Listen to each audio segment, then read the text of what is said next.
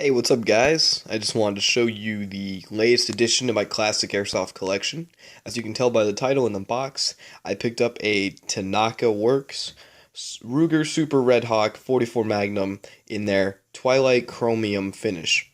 On the box, it looks black, but believe me, the gun itself is really, really nice. And there it is. The seller also included some patches he gave me, and that was very kind of him, and thank you so much for those. I'll add them to my patch collection. I'm not sure if he included these two valves or if they actually came with the gun. I'm not 100% sure on that, but they will be put to good use in my other classic guns if I ever need them. So thank you so much for those. It also comes with a itty bitty little Allen key. You could probably bend that, but don't. And I'll explain why in a minute.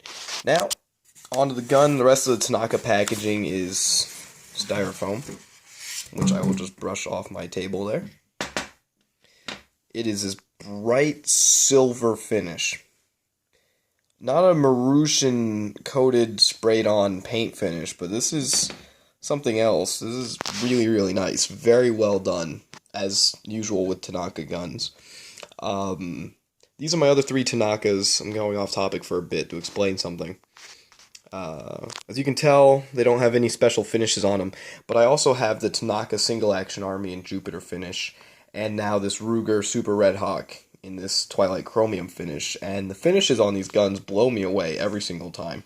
I had a very hard time distinguishing which was metal and which was the heavyweight plastic coated in this finish that they do. You'll be pleased to know the majority of the gun is metal. So I'm going to start off with that. We have the cylinder here, and the cylinder arm, and the cylinder rod, which is metal. The cylinder release, the hammer, the trigger, and that trigger frame right there is all metal as well. I have my questions about the barrel, but knowing Japanese airgun laws, probably heavyweight plastic.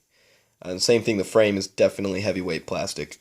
The grips are rubberized, kind of sticky, not my favorite, but hey, they're cool. And I can't tell if this is fake wood. It scratches, so I'm really going to assume it's real wood, which is really cool. This gun is massive. This gun is just horrendously massive. Here's a Single Action Army, which we all know is a big gun. Yeah, you can see my shoes over there. Which we all can tell is a very big gun. Just dwarfed by this 44 Magnum. I also have the Smith & Wesson Performance Center R8 snub nose, which is about the same frame size as this Ruger. Just a hair bigger, or just a hair smaller than it. But we gotta take a closer look at the trademarks. Tanaka did an amazing job with these, if I can get my camera to focus, but look at those.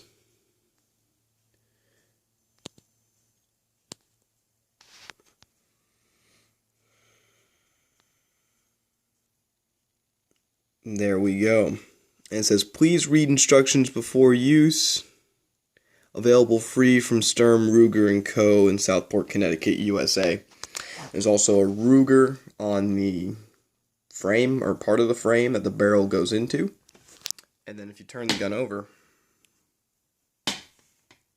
which I want to do gently, but no matter how I try, there is an ASGK manufactured Tanaka Works, the Ruger Firebird symbol. Then says Super Redhawk 44 Magnum caliber. And that's all the trademarks there are on the gun. But it's just gorgeous. The gun is double and single action.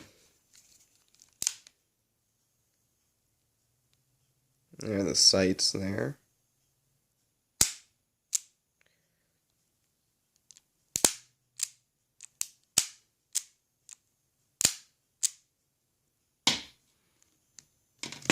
Which to me is pretty cool, seeing as how the gun is smaller than the Smith & Wesson, but still is able to be double action as well. It's pretty cool. It's obviously gas powered, uses their Pegasus system, so the gas and BBs are all held in the cylinder, and it has those fake shells that we're all familiar with. If I can get the cylinder out. The cylinder is very tough to get out, But I'll see what I can do here. Hold on. If I can get my camera to focus. The shells say 44 Rem Mag, and it says RR on them. Unlike a lot of Tanaka guns, this one has adjustable hop-up. I don't know if you can see that screw right above the barrel, but that's where you put that tiny Allen wrench to adjust a hop-up nub, so that you can more or less skirmish with this gun, but I wouldn't. The box specifically states HFC 134A gas, so... And this is the 7.5-inch version, and there also is a 9.5-inch version. And from the looks of things, this costs close to 18,743 yen in Japan.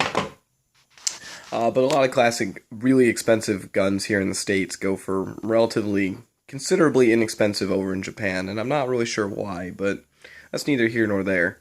I paid $175 for this revolver, and that's more than fair, seeing as how they're discontinued, hard to get, Tanaka, good quality, well-maintained gun, and I'm very thankful that I'm able to have this in my collection.